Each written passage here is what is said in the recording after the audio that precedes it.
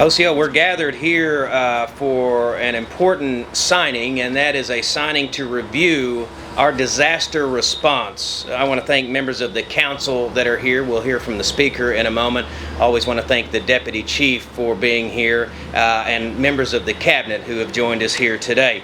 This idea of responding to natural disasters is not new to the Cherokee Nation. We've been doing it from time immemorial. In the modern era, it takes a great deal of resources and cooperation and coordination both within the government of the Cherokee Nation, which is growing, and with our partners out on the front lines. Often a disaster, I think the norm is a disaster calls upon local responders, first responders, and then other authorities and agencies to support. We generally play a supporting role, but we're the Cherokee Nation, and as we have grown, understandably, and it's something we really want to meet, the expectations get higher and higher, and we should meet expectations. When disaster strikes, whether it's a tornado, whether it's a flood, whether it's any sort of act of nature that could hit any of our communities. We've all seen the ice storms that comes through from time to time. The Cherokee Nation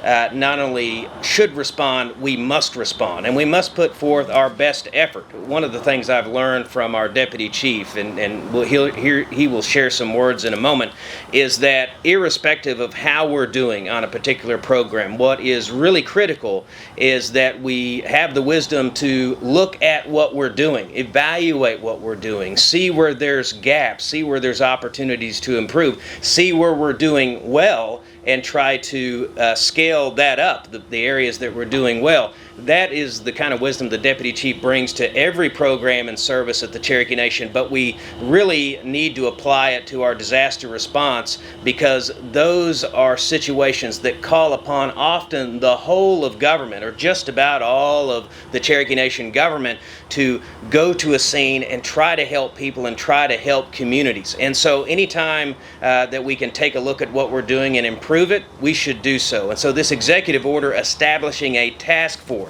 on Cherokee Nation disaster response will make us look critically at what we're doing, again, seeing the things that we do well and lifting those up, seeing where there's gaps or opportunities and meeting those opportunities to do better. We're going to hear from the Speaker of the Council in a moment because we can't do any of this without the Council, and Council members are often on the front lines of Cherokee Nation government when there's a disaster. We saw that in the recent tornadoes that hit Washington County, hit Rogers County, Mays County, and Delaware counties, and some adjacent areas. We saw council members on the front line, and so not only do we applaud their efforts in that regard, we need their help. And at a recent council meeting, I mentioned to the Speaker that we were going to undertake this evaluation, and I asked the Speaker for his help, and of course he is right there already thinking about these issues, ready to lean in and help. Let's hear from our Deputy Chief, Brian Warner. Deputy Chief, thank you for being here, and of course this is an issue that you think about and work on throughout the year. Yes, sir. Thank you, Chief. And first and foremost, I want to thank those individuals that have been a part of the disaster relief efforts that have occurred already. Whether it was the 2019 flood or whether you're looking at the tornadoes that hit just this year, we have put good people and good use of their time to have saved lives, Chief. And but it's important, and I want to thank you again. You said it best when we're taking a look at the assessment of what we do. It's critical. And the environment changes, the collaborative effort changes, jurisdictional challenges change. So we want to make sure that we are cutting edge in our response. We want to make sure that we have the individuals properly trained, and also take a look at what we're doing and develop that playbook that we can pass down to those individuals that come on new, those individuals that stay, give them the opportunity to augment the best way they see fit to meet those challenges, to meet the demand, because it's not if, it's when a disaster strikes, and we want to be prepared, and that's what we do. So thank you for that foresight, Chief. Well, thank you, Deputy Chief. In a moment, we'll hear from the gentleman who will chair this task force, and that's the Chief of Staff of the Cherokee Nation, Corey Bunch. But before we do so, I'd love to hear some thoughts from the Speaker of the Council, without whom and without his colleagues, we could not do what this mission requires us to do. Well, Chief, I think this is something that's very near and dear to the heart of the council. We just recently went through some tornadoes who put several of our councilmen in some really tough situations, in several different locations. I know there was cities who couldn't even have cleaned up their debris without the Cherokee Nation coming in and helping. They said they wouldn't know how they would have got it done. But on the other side of that, we're talking about, when you talk about the council, there could be a 4-year change, there could be an 8-year change. So, we need to set the foundation for, especially if you've never had to go through something like this. It's difficult to walk to a place and you're in a neighborhood and you see 50 houses and not one has a roof and 5 are destroyed. And you go to the next place and it's almost overwhelming. So, after a disaster happens, I think it's real important that you sit down and say, look, this is what we did. You assess what you did. You can always do something better, because unless you have to deal with this stuff on a daily basis and have to make those decisions every day, it's difficult to do it once or twice a year. So, by setting up this task force, we're going to take what we learned from these past disasters.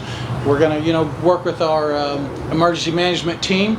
We can even look and see how other people do. But in the end, it's all about getting better and being able to serve our people. And I think that's why the council knows that this is so important, Chief. Well, thank you, Mr. Speaker, and I want to thank you. I invited you and 2 of your colleagues to join us. Yes, I apologize. That's okay. And that's I got wound up, but there's going to be on this task force. There will be myself and 2 tribal council representatives, so we will represent the tribal council on this task force along with the other members. I apologize for that. No, that's okay. We appreciate the help, and we need the help. And Chief of Staff, you'll chair this task force and share some thoughts with you. You've been through a few of these in different capacities with the Cherokee Nation. Yeah. Chief, thank you. I just want to say thank you to the Hoskin and Warner administration for assembling this task force. Chief, it's an amazing task force. The leadership on there is fantastic.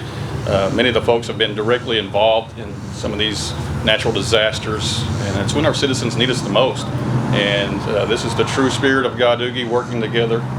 And Chief, I would say that our workforce, they're always ready and willing to respond. And so I appreciate this opportunity to learn and grow from one another and to always be there when our citizens need us most. Well, thank you, Chief of Staff. I'll affix my signature in a moment to this executive order establishing a task force on Cherokee Nation disaster response. What this task force will review will be the statutes, the relevant statutes, including the Cherokee Nation Emergency Management Act, which is already on the books. They'll review budgets. They'll review the organizational charts that are relevant to how we lean in when there's a disaster, which parts of the government are the first to respond and which support. We'll review the roles and responsibilities of all of the different executive branch departments, the decision-making hierarchy. We'll review the processes, the programs and services that are available now to citizens who are impacted by natural disasters. We'll look at the types of disasters.